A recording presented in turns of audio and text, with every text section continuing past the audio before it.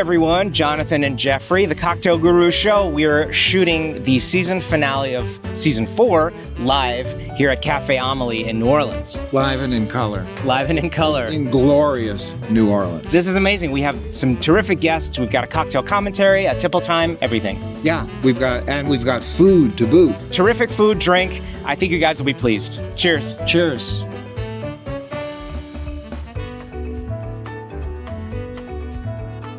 We are so excited to be here because we have some amazing guests this year, including Kyle McHugh, Laura Cullen, Absynthia Vermouth, Ben Jones, Alejandro Coronado, returning guest Jaime Salas, and celebrity guests Cheech and Chong.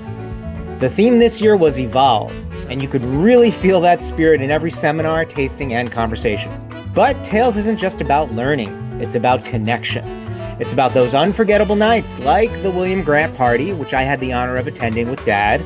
Yes, you did. We had a great evening together, surrounded by old friends and new. Reminded me why this community means so much to me. Tales is also about honoring those who paved the way, right, Dad? Right, John. This year I put together a panel with Julie Reiner, Charles Baum, and Dale DeGroff on Charlie's father, Joe Baum. This seminar was a reminder of how one visionary reshaped hospitality.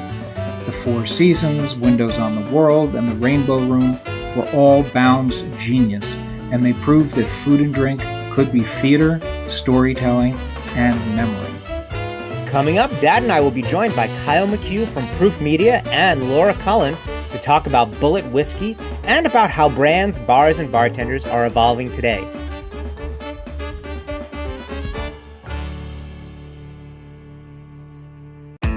This episode of the Cocktail Guru Show is brought to you in part by Bulleit Whiskey, the frontier spirit. Bold, distinctive, and built for those who push boundaries, Bulleit has long been a favorite behind the bar and on the shelf. Whether you're mixing up a classic old-fashioned or experimenting with something new, Bulleit's high rye recipe brings that unmistakable spice and character. Raise a glass to Bulleit, a whiskey that evolves right along with our industry. Well, we've run into some terrific guests for the Cocktail Guru Show here in New Orleans. How can we not? Isn't this amazing? We're in New Orleans. We run into fantastic people every time we're down here. Kyle McHugh, Laura Cullen, welcome to the Cocktail Guru Show. Thank you. Thanks for having Welcome, us. Laura and Kyle. Thank you. Pleasure. We're here. We want to talk about Bulleit. It's one of our absolute favorite whiskeys. You've brought a few different expressions here, but first of all, just wanted to see, what has your Tales New Orleans experience been thus far? Got in kind of early in the week. We have a few different activations going on. So we did a tasting room yesterday. We had quite a few people coming through there. We got to do kind of an old-fashioned bar as well as neat tasting with all our expressions and things like that. And then got to kind of go see everybody a little bit after that, and then kind of dabbling and going and checking out different events. But we have a double dealer event this afternoon. Oh, yeah. 6, yeah. Boy, I could go for an old-fashioned with Bulleit rye. Ooh, yeah. We had a night last night, Dad, didn't we? You can say that. Yes, you had a longer night than I did. I kind of cut out after an hour and a half or so. You did. You left. I did, but that's because I made 3 rounds of the venue. And that was enough for you. And I got that was plenty. I got caught up, and you know how it is when you're at things. You say you're going to stay there for half an hour or at most an hour, but if you get caught up, if you start meeting people, it's like Laura Cullen. It's always great to see you, and you're not a stranger to the Cocktail Guru Show. I am not. Last time we saw you, This is my second appearance. it sure is. Last time I saw you, I was at WSWA with the wonderful and talented Christine Wiseman and Tiffany Barrier. Legends. Good company to keep. Oh, that was Good company some to keep. Fantastic. Indeed. Bar stool interview. Indeed. That's exactly what it was. Indeed. That was great. And what are you doing, here at Tales, and what is sort of your relationship with Bulleit and your company, your brand? Yeah. So I'm working with an agency now that's called ARCT, and we specialize in helping brands build themselves in the on-premise. Bulleit is a brand that's been near and dear to my heart since I owned my bar in the early 2000s, and it is the bartender's bourbon. So when it comes to on-premise, Bulleit is really synonymous with that. So I'm just here supporting Kyle, who does amazing work, and trying to get a free sample of American single malt, really. Free samples are always nice. Will work for booze. Can we try, Kyle, can we try something? Absolutely. And then I want to talk about, as we're trying it, Yeah. the product itself, obviously, but how you also got into working on the brand side of things. Absolutely. What should I start with? I would say we can start with American single malt. Yeah, absolutely. Okay. Yeah. Do it. Yeah, so that's going to be a 90 proof, 100% malted barley. It's sweating. It is. Just like it we is. all are. Me It's very too. cold outside. Yeah, it's a recycled bottle, so that's why you'll see the green hue to the bottle, which is nice. Yeah, it's gorgeous packaging, which I've always loved about Bulleit. But it's tasty. It's kind of a nice, good cross between almost like a Highland Scotch and an American bourbon finish. So Wait a minute. Really? Oh yeah. Really? So it's a great crossbreed. Like if you're getting into Scotch or you're getting into American bourbon, this is a great kind of midway point. Oh, yeah. Lovely nose. Yeah. So, Kyle, you, what is your background? You started in the bar world. I did. And then made that transition to the brand world. I did, yeah. So I was a bartender slash bar director. I'm all things bar side for about 13, 14 years. And then I started doing kind of offsite events and consulting and stuff like that. And then I became friends with some folks who were either already ambassadors or doing events in my area with Diageo, actually. And I was doing cocktail competitions as well. And that's where I met Mr. Steve Beal, who was a judge for a Bulleit competition. And he took a liking to the cocktail I did, and we became friends, and he became a mentor over the years. And then when I joined the Masters of Whiskey, one of my first interactions was with this young lady over here. She was working for the distributor at the time, and she was the glue that kept the bartenders and the distributors kind of, she filled that gap as far as she took the stiffness and she understood it. She came from our side of the world, and she really did find that, I always like to say, meet cute, you know what I mean? And just kind of squashed any kind of elements of people thinking that the distributor is not your friend or anything like that. You know what I mean? Right. It was a very good way to kind of integrate into bars and stuff like that. Right. I like to call it cocktails over contention. Yeah. Right, because we think of the brand folks and the distributors as the suits, Yeah. right? But both of you coming from the bar side of things, Yeah. kind of help with that. And now I call her my street cred wherever I go. So that's why she's here. Yeah, I see that. This is not what I expected. No. What did you? This is what did you expect? This is so smooth. Yeah, And yeah. So it's very and nice. even in the even sweet Oh, yeah. in the fin. It's A beautiful. little bit Beautiful. I thought it would be a little harsher. It's not harsh at all. Very, It's very just smooth, very yeah. smooth, yeah. Really nice. And so it's the sweetness that surprises me. And although it's just a little sip, I'd like to move on to the next Yeah. product. And Laura, your background is in bars, and you also made that transition from back of the house or front of the house, back and front of the house, to brand work. How was that for you? What was the main? What am I going to say? What is the main sticking point when it came to that transition for you? Was it a challenge? Was it easy? Did it come naturally? It was a huge challenge because I basically moved to a foreign country where I did not speak the language, but was not expecting it to be so. So it's as if I went to another country where I thought we spoke the same language, and all of a sudden I didn't understand anything anybody was saying, nor did they understand me. And that was a difficult transition. But like with anything, if you like to travel, we all acclimate, and it ended up being one of the most rewarding times of my life. Cool. What is this? So this Please, is Kyle. our new. Bottled in bond. Yes. So finally, after all the different expressions we've had, we came out with our bottled in bond. So that's going to be the 50% ABV. It's our original mash bill, which is a 2/3 corn, 1/3 rye. There's 4% malted barley in there, but it's delightful. I mean, it's smooth all the way through. Yeah. Does it have a little more aging to it in the bottle? So we don't put an age. This was done in spring of 2017, and delightfully so. It is the first juice that has come off our Shelbyville still. So yeah, so that's kind of a nice little. It has this sort of crisp apple. Oh yeah. I'm getting butterscotch. Apple butterscotch. Butterscotch in the nose. Oh yeah. That's what I'm getting, yeah. I taste that malted barley in there. Oh, from the American single, yeah. Oh, from in the finish of this one, yes. That is smooth. That's really smooth. For 100 proof, absolutely. And there's also, I don't know if that's coming from barrels or what, a little smokiness. There is smokiness, yeah. I get a little bit of like almost a light mint too sometimes. It's just an extraordinary expression and really gives Bulleit that sense of place. Because when you think of all of the people out in Shelbyville that helped make this happen and get this into a bottle and get it out to you, I was fortunate enough to be in Shelbyville at the time that this was coming out.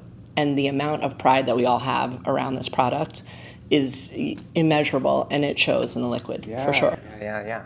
I think it's extraordinary. It really is. I do too. This is one of my new favorites. Yeah, absolutely. Well, I'm going to pour this out so that we can start the next one. And with the next taste, we will talk about what we're tasting. But I'd like to go back and forth between Kyle and Laura here and talk about new generations of bartenders. And we talked about this when Dad did a seminar with Julie Reiner and Dale DeGroff and Charlie Baum, who's the son of Joe Baum, whom some people might know of. The greatest restaurateur you've never heard of. and how history and education is so important in our field, in our world, and how not knocking any new generations of bartenders, but a lot of them kind of bypass the education, the history aspect.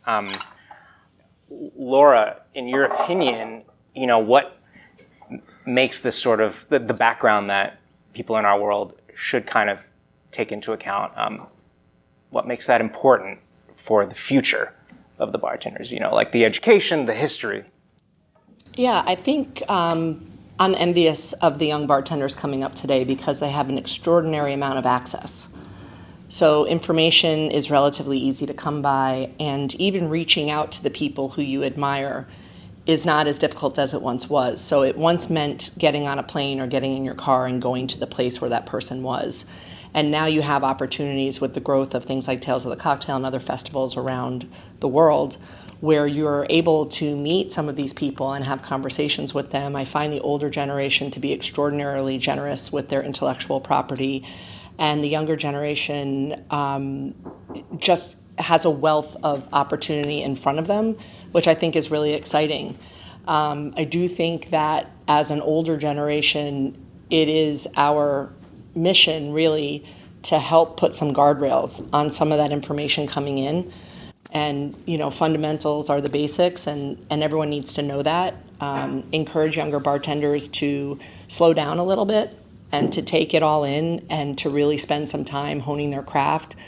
It's really exciting, though. When you see what's going on out in bars and restaurants, if you're going out, I am a big proponent of telling people that I think that people are drinking and people are going out, and there's all this panic in the industry. But when you see the level of energy that's happening out in bars and restaurants now, and some of the creativity and the license that the poetic license that this younger generation is able to take, that's fully accepted because the consumer is also ready for new cocktails and new experiences. Right. I think it's extraordinarily exciting, and I think the future is very bright. Yeah, cool. Kyle, before you answer the same question, what are we drinking now? So this is our Bulleit Rye 10-year. This is also a recent release. It's kind of to balance out our portfolio. So we have our bourbon 10-year that's been out since 2014. And this one currently, it's our tried and true 95.5. So it's 95% rye and 5% malted barley. It's 91.2 proof, the same as our 10-year bourbon. And 10 years aged is the youngest whiskey in that bottle. So you get a little bit of 12 and 13 in there. This is so good, so smooth. Oh, yeah. It's very spicy, nice. Sweet and spicy. Yes. Just like me. Yes, Laura. That's what I was thinking. And what about you, Kyle, what we were just chatting about? Yeah, it's actually a topic that's near and dear to my heart as well. And, I talk with Laura all the time about this is, I came up through the USBG and through bartending and community, and it was always nice. I had, mentors along the way. And I feel like you said, some of the younger generation has seemed to, skyrocket through that I wouldn't say tenure, but through that system, to where you hear, bar back to bar director overnight type things, but it's not without a lack of passion, you know what I mean? So I think just giving them the assets and the opportunities to get that knowledge, to get those mentors, and to provide them with that is huge, because I wouldn't be anywhere I am today without all those mentors, without the USBG, without brands actually showing an interest, in the friends we have out here. So, paying that forward is huge. Something that really hit me was when Julie at our seminar said, many of this young generation, they don't even know who Dale DeGroff is. Mm-hmm. It's very important to preserve the stories, and I think it makes me sad that there are bartenders that mightn't know who Dale is, because they're actually doing themselves a disservice by not revisiting those stories. At the same time, there are many other stories that we have to incorporate into this journey. And I think that, again, it's all of our responsibilities. I love that Julie articulated that, because it is all of our responsibilities to make people aware of the fact that we owe a debt of gratitude to the people that come before us. And that doesn't mean that you can never do anything different, or you can't have different mentors, or you can't connect and click with different people in different ways. But I think to be aware of your history is very important. But this is why I created this seminar, because Joe Baum, by himself, as a single entity, is responsible for Dale DeGroff's career. For sure. And Dale did not name himself King Cocktail, right? Like, this was a resurgence in cocktails in America that he was very much the face of. And that's extraordinarily important. The fact that fresh juice is a given, right? We talk about fresh juice now with younger bartenders, and they're like, yeah, of course we use fresh juice. But I learned how to bartend with powdered mix. I learned how to bartend in the early 80s. It wasn't a thing. So, but what most people don't know is that Joe Baum was doing this in 1959. Yeah, absolutely. When he opened the Four Seasons restaurant, he was using only fresh ingredients. Oh, yeah. For his food and for his For sure. drink. And let's also be clear that there are many, many cultures that were also incorporating fresh ingredients into drinks, many Caribbean cultures, many cultures down south, and when you think about the different variants. So I think that we need to also acknowledge the fact that a lot of this was going on. Well, what were they doing in Cuba? Yeah. They were using fresh ingredients for their cocktails. Well, this has been a lovely chat, and I appreciate you guys coming here. Kyle, Laura, thanks so much. Thanks for having us. Cheers. My glass is empty. I love it. Thank you. But your heart is full. Yes. Always. And if you want to know more about the seminar that Dad did at Tales of the Cocktail, all about Joe Baum, you can check out the YouTube channel.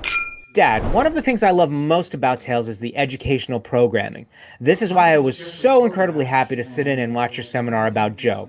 And then, of course, they had the Spirited Awards, which continue to recognize excellence across the globe, and the Catalyst Awards, celebrating female and non-binary pioneers. But Dad wasn't the only one to host an event at Tales. I also held my annual happy hour. It was amazing, and also my spirited dinner at Cafe Amelie. As always, I had cocktails to go with each of our 5 courses. This year, our menu at Cafe Amelie featured some amazing Italian as well as New Orleans dishes, and we had some amazing entertainment as well. So that welcome drink was Maiori, and then the first course is Cento, and these are all aspects of Carnival in Italy and different regions and what they do during Carnival. So that's kind of the experience that we wanted to bring forth to you. So the first course, Cento, the cocktail has Galliano L'Aperitivo, Riunite Lambrusco, Baron Jaeger Honey Liqueur, Perfect Puree Camu Camu, and a cracker with honey and Parmigiano Reggiano. And that's paired with a small grilled plum and pancetta salad that's coming around, as well as my dad's favorite, and it was all upon his request, Cafe Amelie's famous shrimp and grits. Up next, we'll be chatting with Absinthia Vermouth from Absinthia's Bottled Spirits about her unique journey, the history of absinthe, and why innovation still has a place in tradition. We have another wonderful guest for this podcast episode live from New Orleans. This is New Orleans. Yeah, it is. So what better guest to have than someone who is involved in the distillation of that magic spirit called absinthe, That's right, the Green Fairy. the Green Fairy. We have our amazing absinthe distiller friend, Absinthia. Welcome to the Cocktail Guru Show. Thank you very much. It's great to be here. We've been trying to coordinate and connect since, well, over a year. I think we were supposed to do something last year at Tales, but we're so glad that you're here, and we want to know a little bit about you and the story of, your love for absinthe as a spirit.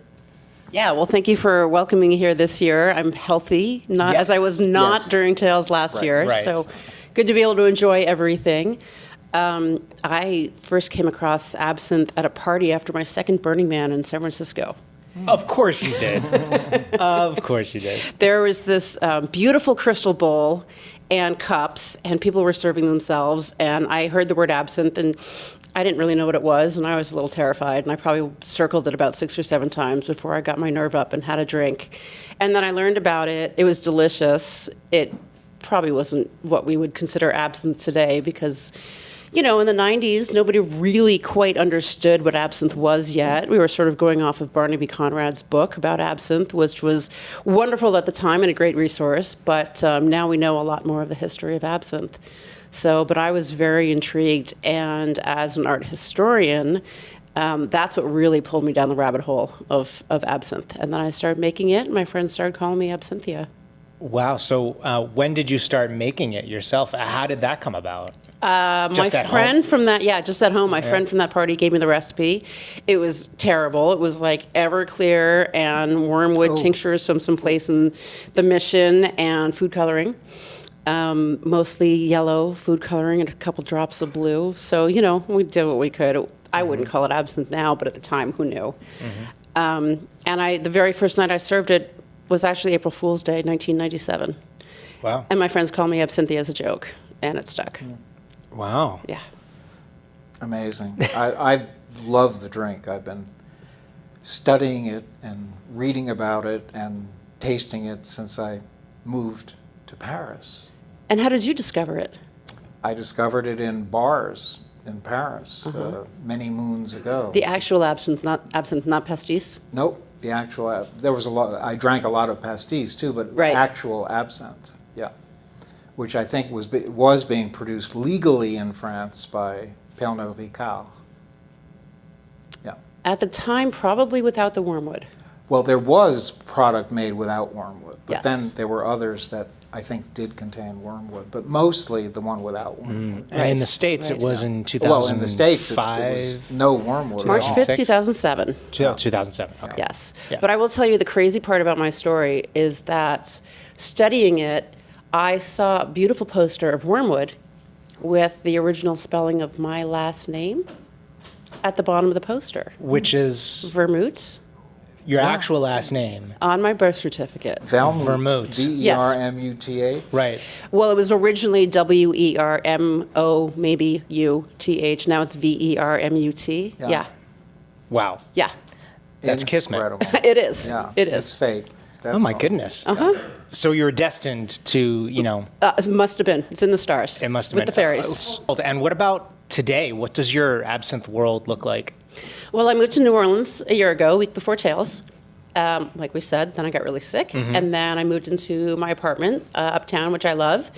And then one day I was out, pounding the pavement and trying to get placements, and walked into Pirates Alley Cafe and asked Tony if he would pick up my absinthe, and told him that I lived here. And he said, "Do you want a bartending job?"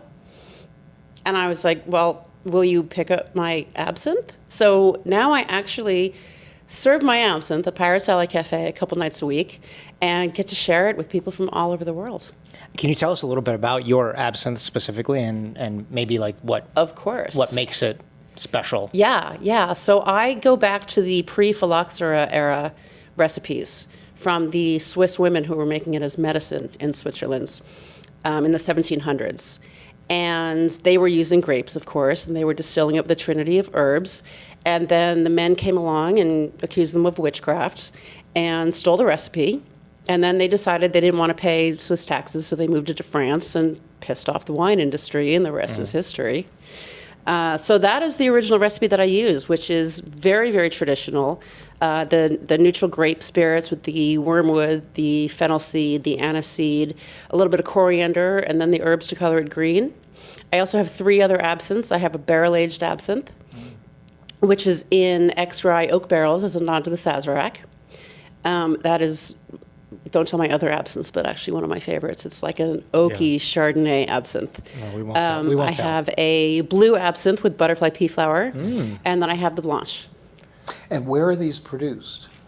Well, I am seeking a new partner to distill with. Oh, well, there you go. Yes, yes. So maybe there's someone out there who... Yeah, I would love to do it here in New Orleans. Yeah, yeah. That would be cool. So what I typically look for when I partner with a distiller is someone who makes very good gin. If they know how to make gin, I can teach them how to make absinthe. Right. Because they're experts in botanicals. Exactly, they're very similar. When people ask me what is absinthe like, I always say gin because it's distilled with botanicals, and that's the thing that people understand. And what is your preferred serve for absinthe? You know, how are we using it? Ice cold water. Just ice cold Just water? ice cold water. It's so good. Sazerac, of course. I actually have over 100 absinthe cocktail recipes on my website, absinthia.com, all sorted by base alcohol. So if you want absinthe and champagne, you pick champagne. If you want absinthe and rye, you pick rye. I started collecting absinthe cocktail recipes about 15 years ago. How about just absinthe over ice? You know, What do you think? I love that, and I've gotten in trouble with the absinthe community. People have messaged me saying, Why? you can't Because it tell people dilutes it? that Why? because it's not traditional. And I said, you know what? If they had ice at bars in France in the 1800s, Right. they would have used it. Oh, Yes, they would have, but they didn't. Right. Too 100%. expensive. Yeah.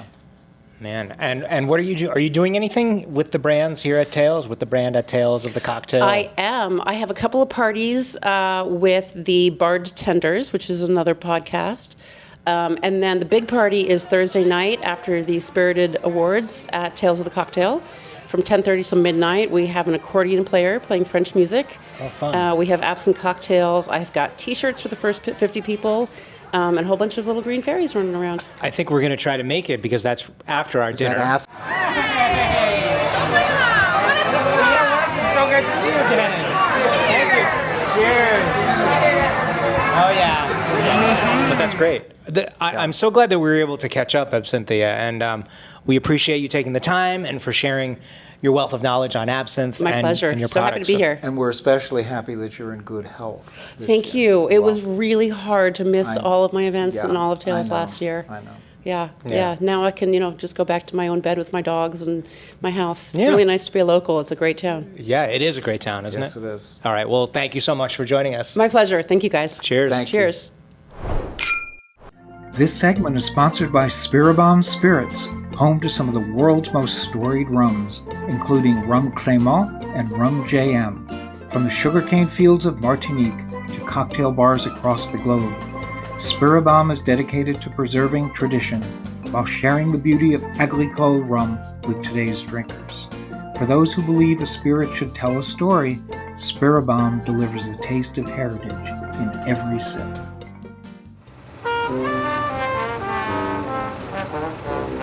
The Cocktail Guru presents Cocktail Commentary with Jeffrey Pogash. Sit back and enjoy the story of the SPIRIBAM Spirits.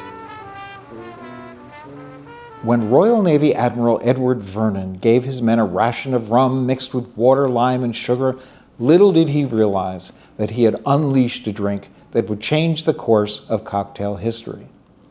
Known as a grog because Admiral Vernon wore a coat made of a waterproof material called grogram, adding lime helped to prevent scurvy, a common 17th and 18th century disease caused by a vitamin C deficiency.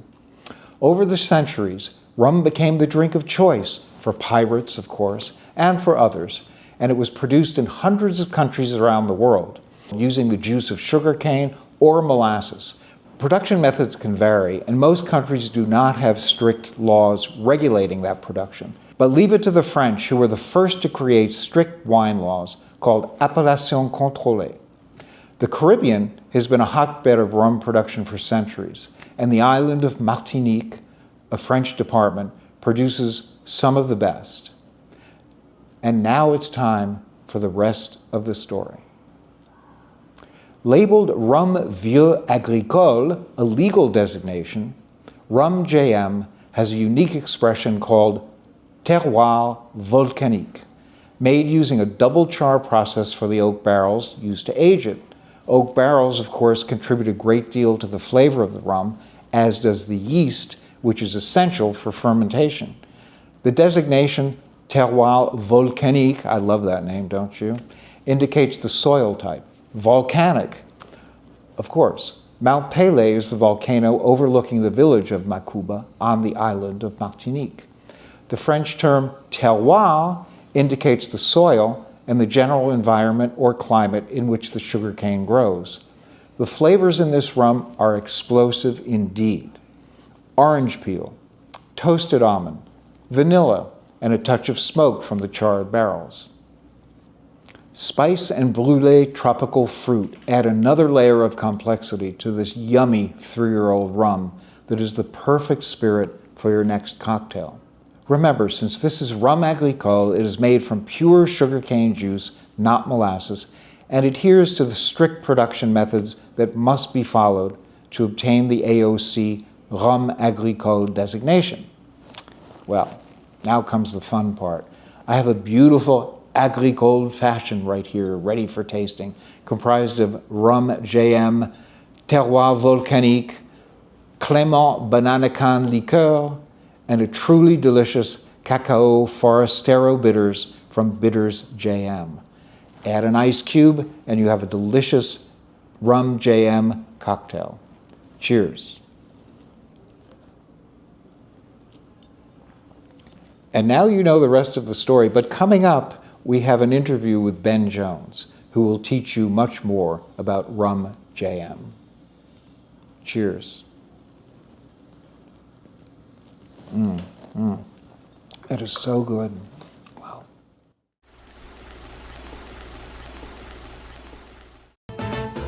Now we had the chance to sit down with Ben Jones from SPIRIBAM Spirits, the man behind some of the most celebrated rums from the Caribbean. We'll talk about heritage, family, and how rum continues to define culture around the world. Mr. Ben Jones. Mr. Pogash. Mr. Pogash. Ben Jones, we've been after you for a long time. And you guys are crowding me like from each side. Yeah, We're ganging up. Yeah. So Ben and I have known each other for a while, since my New York days. And you live in Rhode Island. Yes, sir. Not too far from where I am. I think I moved up about a year ahead of you. That's right. And then you called me and you're like, "Is this really possible? Yes. Can we be in the spirits world and not be in New York?" Live in remote places And like you said yes. Massachusetts. You said yes. Come on up here. I said, like, get rid of that city stress. Come up here. And Right. we work hard, and when it's time to unplug and You go to the jump on beach. your flip flops and get So you're responsible for Jonathan's move to Massachusetts? Well, I think his wife had more to do with it than I My did. wife definitely had more to do I with think it. his wife did, but Ben gave me confidence. Yes, for that's sure. very important. Yes. That was very Crucial. important. And you're with SPIRIBAM. Yes, sir. It is your company. You are of the Clément family of amazing rums from Martinique. Can you tell us a little bit about the background of the family and your involvement? Yeah, so I was born and raised in the United States, but my mother's French, from Martinique. I'm an only child raised by a single mother, with really no family roots here. So all of my childhood growing up, it was a lot of going back to see family in Paris because her brother, my uncle, and my cousins were there, or going to Martinique to visit our family there, and all of those trips always involved bringing rum back for our own house, and we were always very proud. My mother was also kind of a socialite, so she people would come over, and it was always the thing after dinner. We have the Creole shrub.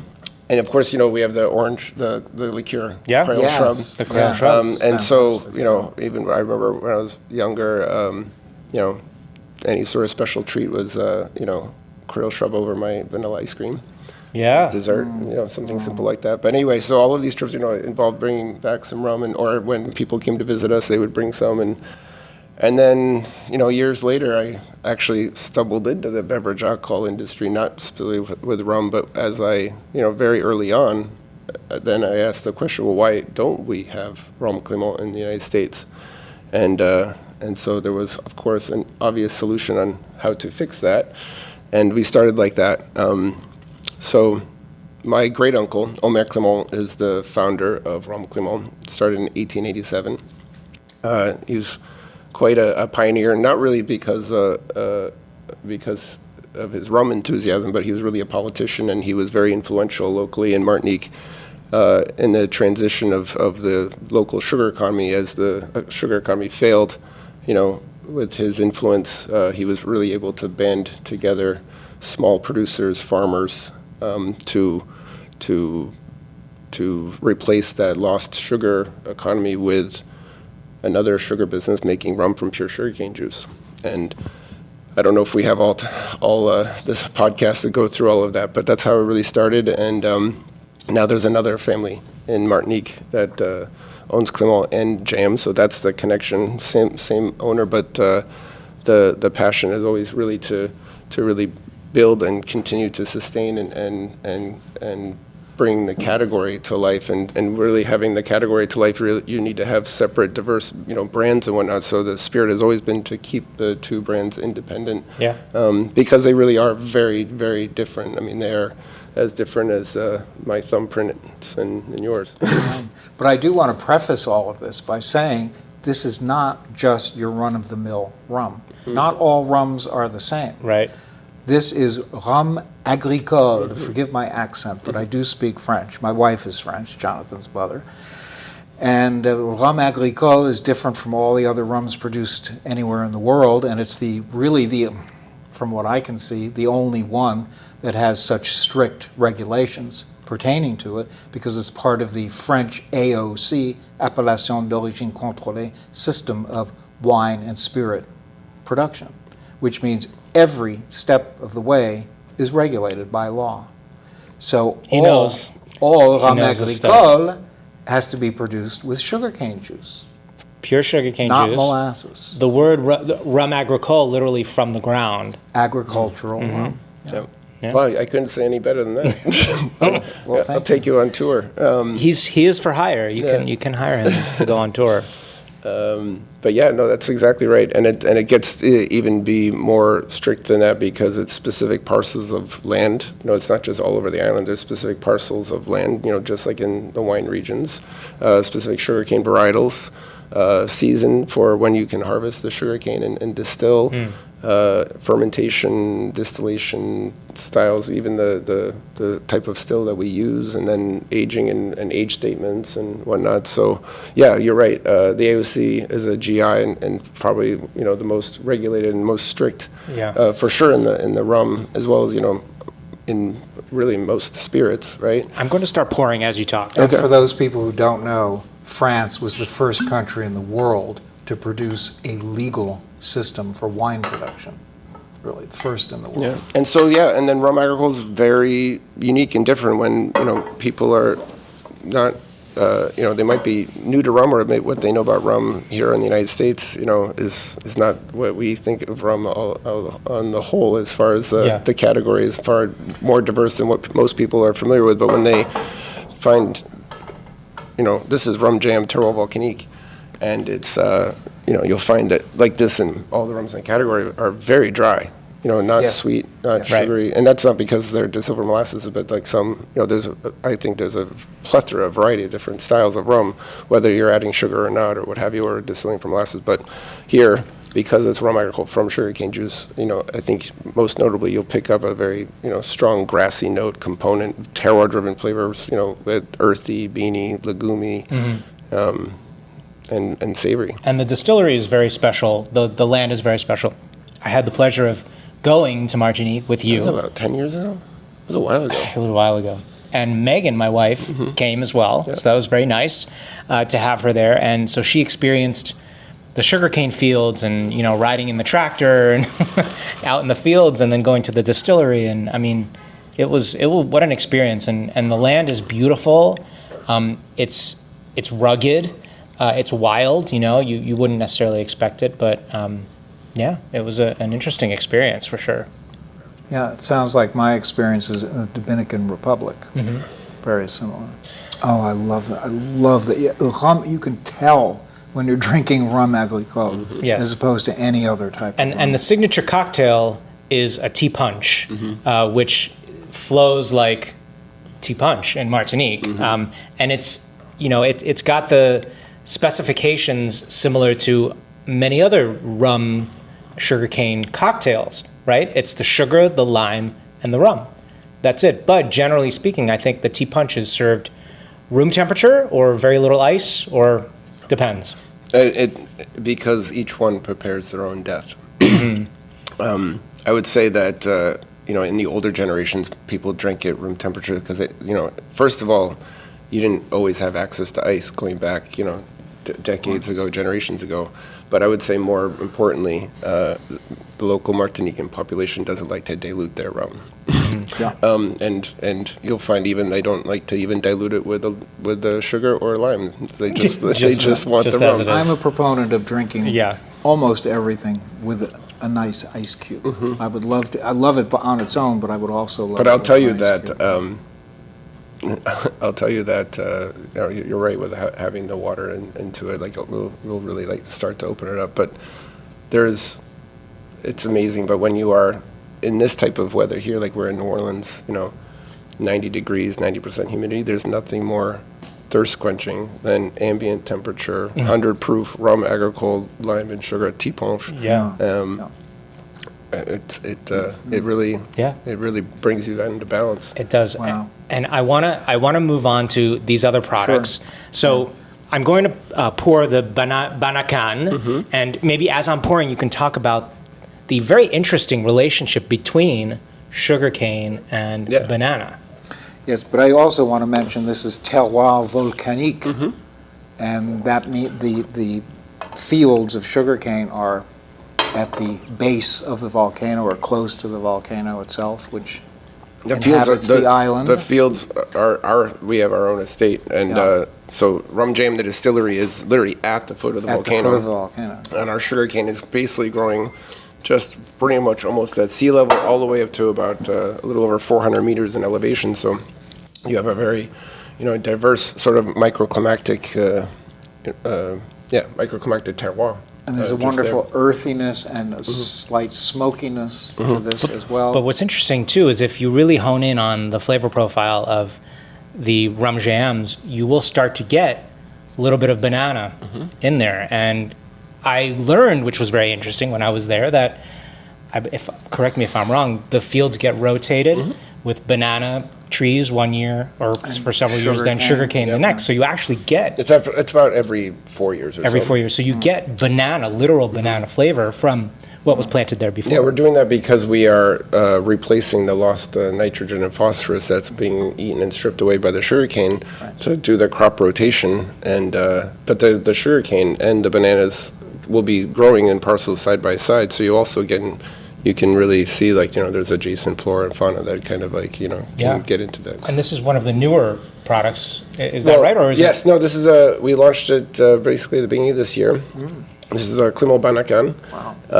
This has been a project in the works for quite a while, simply because we have a rum distillery, we have sugarcane, we have bananas. Now we are growing bananas and shipping them off to the French supermarkets. It's a heavy, laborious, labor-intensive process, bananas. And part of that process is that, as they're harvested and brought in for processing and packaging, there's, a team of people by hand doing quality control. And there's everything done possible to protect the bananas as they are maturing. But when they come in, you can't send bananas with any sort of blemishes or bruising or whatnot. And so less or more, about 20% of what's coming in is put as waste, and it would go to compost or pig farmers and whatnot. And I said, well, geez, we're making a coconut liqueur, we're making an orange liqueur, we're doing all these things, and so why can't we use our own fruit, as and to make a banana liqueur? So it's green, unripened bananas, like I said, all grown at the Clément estate. Yeah. And of it's course, really cool. Infusion into the fusion right into pure agriculture. Terrific for cocktails, banana daiquiris. Really nice. And then just to kind of round out what we have here, we have the sirop, which is like a cane syrup or a simple syrup. Yep. Not so simple, but yes. Not so simple. And then we have bitters, which are new. Is that right? Yeah, the bitters we don't really talk too much about because we don't make a lot of them. They are all very much inspired by the local Martinican traditions. Here How about you have some bitters in this? Yeah. On your hand. Well, I'd like a shot in here too. And Thank you. thank you very much. So this is the cacao. So this is our chocolate bitters. So we have a small garden where we are growing a lot of the botanicals. The only thing we're not growing is the chocolate, which is wildly foraged in the volcano in the rainforest. We also have a pimo, which is a very spicy, kind of like a hellfire bitters, where the feature ingredient is like basically the equivalent of a local Scotch bonnet, like habanero, which in Martinique they're not using like traditionally like salt and pepper on your food. That it's like a ramekin of salt, and then you would cut this. This would be on your table, and you would cut that pepper and dab your food to get to get that savory heat. Right. Anyway, so that's the featured sort of lead player in the spicy bitters, and then the next one is the fleur. What are you doing? Smell it. The floral bitters is made with with a little bit of the banana. Yes. Yeah. Right. But made with Yes, Optimo. it's terrific with the banacan, the cacao bitters and the banacan. Delicious. That's wine. Asked for. Okay. Thank you. Like Dad said earlier, we've been wanting to have you on the show for quite some time. We're very thankful that this came about, that we're here in New Orleans together. We see you every year in New Orleans. It's been so long. You're a dear old friend. Not old, but you know what I mean.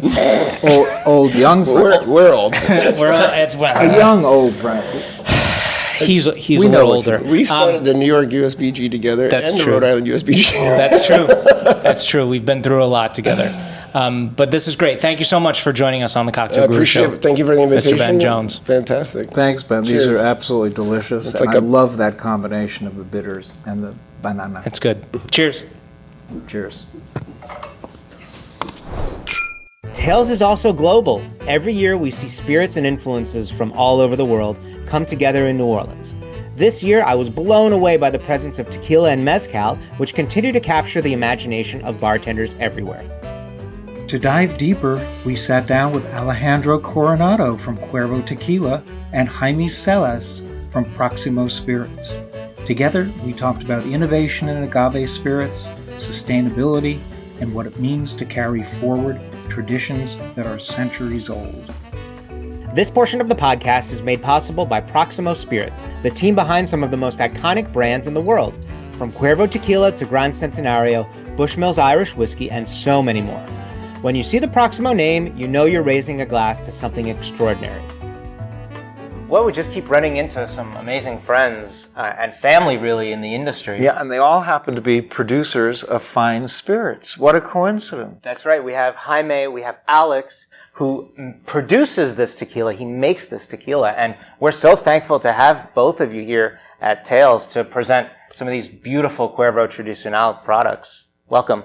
Hey, thanks very much for inviting me, and thanks, Jaime, for sharing this time together. Yeah, absolutely. And thank you guys for having us once again. It's great to see you. Yeah, you're welcome. absolutely. So, Alex, we'd love to find out from you, the source, what makes Cuervo Tradicional so special compared to, some of the other familial products. Yes, well, as you know, Cuervo is the oldest tequila producer. We started 1795, and Tradicional is the original recipe of our product.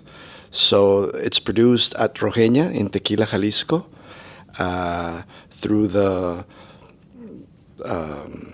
artisanal way of doing tequila, masonry ovens, slow cooking. We have our proprietary yeast and double distillation through copper pot stills. So it's, for me, it's an honor to replicate this legacy and this tradition that the company has had for so many decades and it's years. a true traditional way of making tequila. That's right. And I think I would add that, when you think about Cuervo, you think margaritas, you think tequila, you think Mexico, this emblematic ambassador of Mexico. But I think oftentimes when you think of Cuervo specifically, you say, oh, Cuervo Especial or Cuervo Gold, which was the very expression that we used to popularize, let's say, the margarita back in the 50s, right? And that's around the time it was created.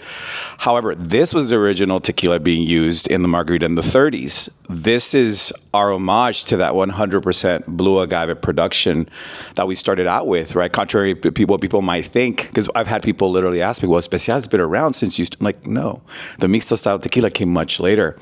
So it's that homage, and it's that sort of representation back to what we've done and what helped in turn to shape what we now today define as tequila, if you think about it, because right at one point it was mezcal. All right, so we're going to try some of these beautiful expressions. I'm going to grab the reposado. So can you just tell me a little bit about it as I'm pouring it? Sure. Reposado, again, is our original traditional recipe in the production, and then is mature in American oak and we start with new barrels. Our philosophy is to have new barrels. Of course, we have first fill, second fill, and then we make blends. But we never start from, usually the industry starts with former bourbon barrels. Right. So I think you could appreciate that the smell and flavor of the cooked agave. I think we have mastered the distillation process, so bringing out the congeners that we want to show in the tequila, and the barrel, the casking process.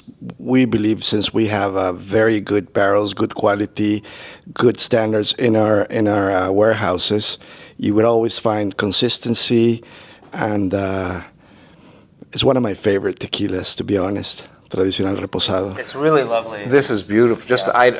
I'm just smelling it. I spend a lot of time smelling wines and spirits, and here I can't. I'm just enjoying it so much. I haven't even tasted it yet, but I will right now. That is so fragrant.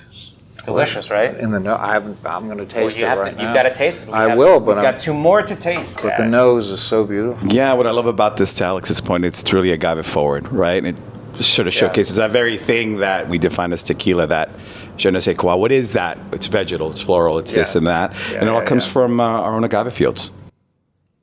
Amazing. Wonderful. I like the richness, the depth in the middle of the mouth. Nice peppery spice as well, nice. It's a more interesting reposado than many that I've tasted. I'm going to start pouring the añejo. Again, in my opinion, this is a jewel of tequila, because this is, of course, our original traditional recipe in the distillery, and it goes through American oak barrels. And in order to be called an añejo, it needs to be in contact with wood for at least a year. So we let the tequila rest in this American oak barrels for around 14, 16 months. But then we cask finish it in Bushmills barrels. It's our Irish whiskey. It's the eldest distillery, if I remember, in Europe, in the world. So you're going to be able to detect some of these Irish whiskey notes in combination with our tequila, which I believe is a lovely match. In the finish now, I'm getting a chocolate character. Yes, I get butterscotch. Really beautiful. It's the combination of the two oldest tequila and whiskey distilleries, Irish whiskey distilleries. I think is interesting. Very concentrated agave character. That's really lovely. It's beautiful. That's really lovely. It's beautiful. No. Jaime, what do you the reposado, the añejo, the blanco? Do you have particular serves that you enjoy, cocktail-wise? Yeah, I mean, I think for me, it's all about approaching it from the standpoint of the spirit, right? You want to contrast, complement it. So blancos, to me, agave water yeast, right? It's perhaps the most out there, forward in your face, tequila, right? Nothing else. And for me, that is a great sort of palette to then build from. So I still go with the classics. I'm probably going to disappoint you in the answer because for me, a margarita, a sour, something fresh, a highball, something really, really sort of bright is where I tend to lean in when it comes to the blancos. Reposados, I tend to treat them a little bit like a rum, If I want to make something really nice, a little bit of spice, a hint of like oak character, that tends to be my favorite. And then an añejo, I think we're far past the point of the intention is to make tequilas that are equally good as a sipper as well as a cocktail. I think the añejo for me, particularly this one, you can get very playful with, right? Beyond the old fashions, beyond all that, it's anything that would carry either whiskey and or something that's a little bit more complex, you want more character. I think this one stands up to the job very well, and I think it has a flexibility, if you will, to be used multiple ways. That añejo is gorgeous, and please don't stop me from using it in a margarita because I use very high-end tequilas. And we talked about that you do aged expressions in your margarita. Yeah, I wouldn't argue. I'd say absolutely. I think the price point is right. That's gorgeous. Yeah. I think quality ingredients, quality tequila, you got a banger of a drink. Yeah. I'd like to move on to the Cristalino final expression here, the Cristalino. Exactly. Yeah. Now you use high char barrels. That's right. That's the other thing, right? When we think about tequila, we think about variables. Everyone talks about, well, tequila's made this way, and we talk steps. But it's what you do in each step that's going to yield you something different. So, Master can tell you better than I can, but we vary in terms even the type of finishes or chars or toasts that we do within that barrel because we do use first-time barrels. We do, and that's going to give us clearly a clear overlay of oak and impact that perhaps a used whiskey wouldn't. So for us, every bit matters, and toast and char is just one level of action that we can take to bring out more flavor. Let's give this a try. Yeah. So what distinguishes Cristalino from all the other tequilas? Well, in Cristalino, first of all, it needs to be a mature tequila, either reposado, añejo, or extra añejo. And then the purpose of it is to, strip the color out totally, and try not to maintain all of the other sensory profiles, from nose and tongue. So we were the first ones to launch Cristalinos to the market. So we have mastered the process to achieve that. No color, but all the rest is there. And that is a relatively new category, right? It is, and it's a growing one. It's very well established in Mexico, and it's starting to become more established here. I think we're starting to finally see it pop up on menus and on just back bars, which is very telling. That's great. Yeah. Because I think for us, it's about a new flavor proposition. That was the intention, and I think, Alex, we can't. We should probably walk them through what's in it because this one also is a blend. Please, yes. Before that charcoal filtration happens. Yes, this is a blend of our reposado tequila, and then it's blended with Reserva de la Familia Extra Añejo. So it's got a blend of reposados and extra añejo. So based on the Mexican norm, that is why you're going to see in the label that it's reposado. You have to declare the youngest category. And then once it's blended, we go through the filtration process to achieve the Cristalino that we want. But first of all, the base was selected to have that lovely blend, reposado and extra añejo. Yeah. And I've been drinking Cuervo Reserva de la Familia for many years. Many years. It's one of my favorites. This has a touch of it in there. And I think overall the composition for me comes across, it's got some great depth, but it's also got some tropical notes. Something very interesting that happens through the it's really process. Nice. Well, I wish we had more time so that we can keep chatting because I love this kind of chit-chat back and forth, talking shop and talking about production and process. But we're so thankful that you're able to come and meet with us here at Tales of the Cocktail 2025 on our show. Alex, pleasure to meet you. Jaime, as always. It's a great pleasure. Thank you, Alex and Jaime. Thank you. Thank you both. Happy Tales. No, muchas gracias por invitarnos. Muchas gracias. Cheers. Salud. Tipple Time is brought to you by Reka Vodka. All right, Jonathan Pogash here with the Cocktail Guru Show. Obviously, this is a segment we call Tipple Time. I'm joined by my friend Casey. How are you, Casey? I'm good. So we're here at Tales of the Cocktail 2025 in the French Quarter in New Orleans at Cafe Amelie. I wanted to make a Reka pineapple espresso martini. Ooh. Does that sound good to you? Yeah. Yeah, are you intrigued? I am. Okay, well, Reka vodka is from Iceland, and it is distilled using renewable energy, lava filtration. That's right, lava rock filtration. And I'm just gonna go right into it. Okay. How about that? Yeah. So you and I bartended together in Yes. New York Yes. a couple decades ago. A long time ago. Long time, but you have a local business here in New Orleans, is that correct? Yes, I am a wedding photographer and portrait photographer. Where can people find you? CaseyMcMurray.com. Okay, hey, I love that. So I added the 2 ounces of Reka vodka. Okay. Can you put that Yeah. espresso, freshly pulled espresso? brewed. Fresh, I don't know what I'm saying. Where are we? No. Oh, we're in the Quarter, the French Quarter. And I'm gonna add 1.5 ounces of pineapple juice. Okay. And this will not be a particularly sweet drink. Okay. I'm not a big fan of sweet drinks, not too sweet as they say, but if you want to add a little bit dash of simple syrup to this drink, you most definitely can. Do you remember how to shake a cocktail? No, I don't No? know how to shake a cocktail. Please, shake it awake, don't rock it to sleep, Casey. We want to get that nice froth, that nice crema on top. Ooh, a crema. A crema. Crema. That's perfect. You did it. You did it really, really nicely. I can see. Look at that. Oh, you see that? fancy. You see that crema? I don't know if that camera can pick it up. Probably not. But I'm actually going to first strain it out into here. Okay, and then I'm just going to pour it so that we get that crema.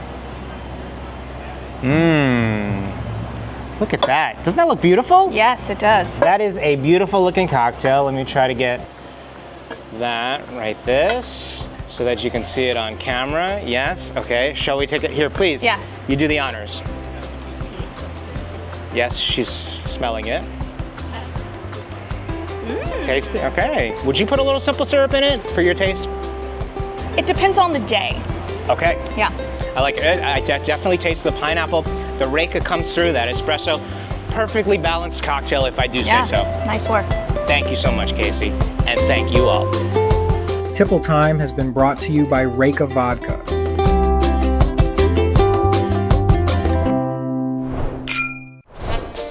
There are, of course, those cultural icons who remind us that all beverages can be fun, irreverent, and part of our everyday lives. That's why we were especially excited to sit down with Cheech and Chong after one of their parties at Tales. We talked about their new line of THC beverages, High and Dry, and of course, their latest film called Cheech and Chong's Last Movie, which can now be seen on Amazon Prime. We are here with some very special icons. My mind is blown. He's Mexican. Oh, okay. Yeah. So, all right. What's up? So we got Cheech and Chong, everybody, here on the Cocktail Guru Show, this is a year plus in the making, and we're so thankful to be able to share some drinkies with you. We're gonna pop open a joint and share a joint together. You cool with that? We've never done that before. First. I've been imbibing in the drinkies, and that they are absolutely delicious. They're High and Dry, Cheech and Chong, High and Dry, fantastic. And I don't think we have to introduce this comedic duo here because everybody looking at this video knows exactly who they are after all these years. all these beers. After all these beers, we now know. So this has been, oh, wow. I started already. Dad, Okay. He's like a dad. he is about. What's that smell? Yeah, I know. what is that? He says he hasn't smoked since 1969. 1969 was Really? my first can you and remember last that? joint. Really? Yes, really. First and last. 1969. Wait, right. before we Cutting get edge, boy. Right Cutting there. edge. before we do anything else, but I just want to ask you, Tommy, what was the two of you guys? What was the inspiration behind these beverages? Oh, the beverages? Yeah. Oh, we got people. We were selling high and dry, not high and dry, but gummies, and the Brooke and his her husband. Yeah. Brandon. Sorry, I've been smoking all day. They come up with this idea. We kind of put it to them. I was trying to get them to do kombucha, but instead they come up with high and dry, which is even better, you know, because it's cannabis infused, you know. And I know, I just thinking about it, you know, because it's Cheech. Yep. the idea of getting cannabis in liquid is very exciting to me, you know. Yeah. It's very exciting to everybody, and that you guys are here at Tales of the Cocktail is like crazy, man. Right? It defies logic. It defies. Why does it defy logic? Definition of Why? crazy. Yeah. How is that? I mean, what kind of a milestone is this for the industry, it's right? Good. I mean, we're gonna, try to fuse the two big bodies of mass consumption so we can be together to fight our real enemy, online gambling. That's good. You know, that's it. Well, Tommy needs some. Tommy hasn't gotten any yet. Let me see. He learned that from Snoop Dogg. I had one. Wait. Oh, Jesus. Did you? I know my next dream. This is one of my dreams. Smoking with you guys. Hey, anybody else want to put their lips on it? Anybody? No. So smoking with Snoop Dogg, which I assume you guys have done before. Yeah. Well, Snoop Dogg, you hand him a joint, and that's the last. Say goodbye. It's gone. It's like a joint to Mars. It's never coming back. You know. So he's off in another world. He's off in another world, and he ain't looking back. I just want to briefly mention the flavors that you got here of your beverages, right? So you got raspberry highball. You got black tea and lemon. We do. The Tommy Palmer. Yeah, the Tommy Palmer. The Tommy Palmer. You got black tea and peach. Cheech's Peaches. That's it. Hey, you got the Magic Mule. That's what I'm drinking now. What do you got? Cheech's Peaches. Yeah. Okay. What should I have? Magic Mule. Oh, that's good. I have questions. Number one, why doesn't anyone make stoner movies anymore? Because they're not smart enough to. Well, I think it's because all the stoner movies have already been done by you two. Do you guys? What really happened is that when Up in Smoke came out, the stoners said, yeah, forget it. Yeah. They own it. It's theirs. Walk away. We'll walk away. Cheech. Although what's his name? Seth Rogen. Yeah. Oh man, so good, right? Did he take Cheech and Chong and go all the way with it? Huh? Normalizing it. Woo! I mean, that show, his now big. The Studio. Yeah. That's a good show. That's funny. That's a funny show. We cracked up. The funniest. Yeah. And all the top shows were Cheech and Chong inspired, by the way. Oh yeah, for 100%. 2.5 Men. Yeah. Chuck Lorre. Yeah. Big Cheech and Chong fan. Oh my God. When I was on Dharma and Greg, it was one of his first show. Yeah. He called me up to be on his show personally, and he really didn't have a part for me, but they wrote one in there, and we had a talk, and he was telling me how influential we were with the whole genre of movies, records, everythed You think I can't keep talking? Yeah, like you can. No, you can. You can. No, you can keep talking. I have a question of my own. Hold on. I want an hour 59 left. I want to know about Cheech and Chong, the last movie. Oh, I don't know. I'm not in that, so I don't know anything about it. It looked to me, I saw some trailers for it, and it looked like a semi-documentary. Yeah, it is. It's a semi-documentary. That's a good way to put it. It's kind of, it's a document. It really is a documentary, but it has fictionalized parts in it and fantastic sequence parts, and it's interesting. Is this a documentary or a movie? I don't know, man. Am I driving okay? The first rock and roll comedians, no doubt about it. Success might spoil them. You drive me nuts. But he's my best friend. Why don't we just let all that stuff go? Look how far we've come. Got a joint? Wait, I got a quick question. I want to start with Cheech. Yes. Cheech, you ready? Yes, sir. Do you guys? I assume this is a yes. Stop the clock. I assume this is a yes. But do you guys still ever blaze together one-on-one and shoot the shit? You guys do that on a regular basis? All the time. Yeah. Who asked that dumb question? My dumb friend John. Hey, you're intruding in my time now. I get what, 7 seconds now? Okay, 7 seconds. You're intruding in my time. Okay, I answered the question. You're on the clock again. Okay. No, that's that's the last question. But I'll take a little bit of that, please. What? Hold on. I gotta take over here. Okay. Start the clock. You ready? Okay.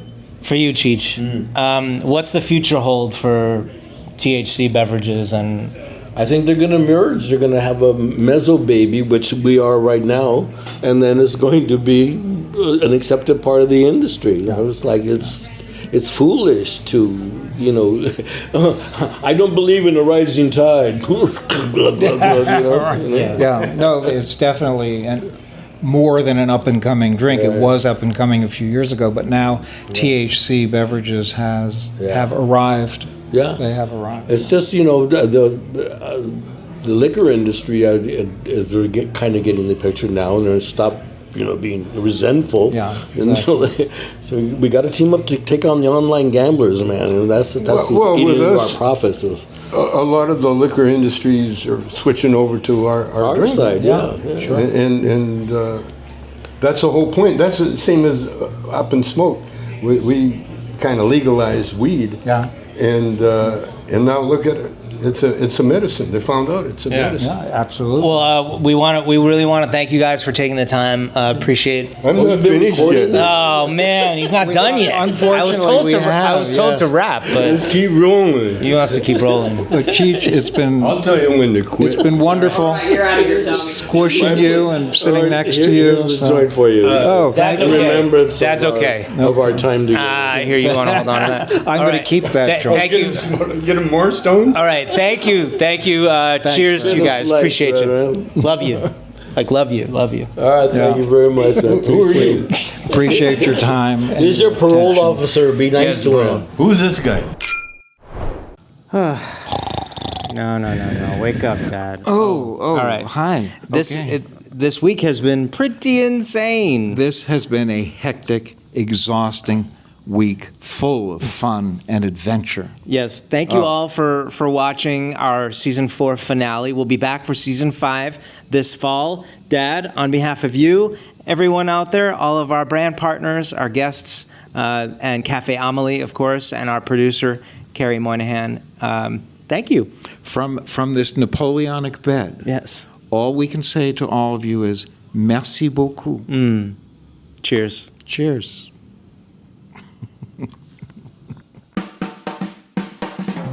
That's a wrap.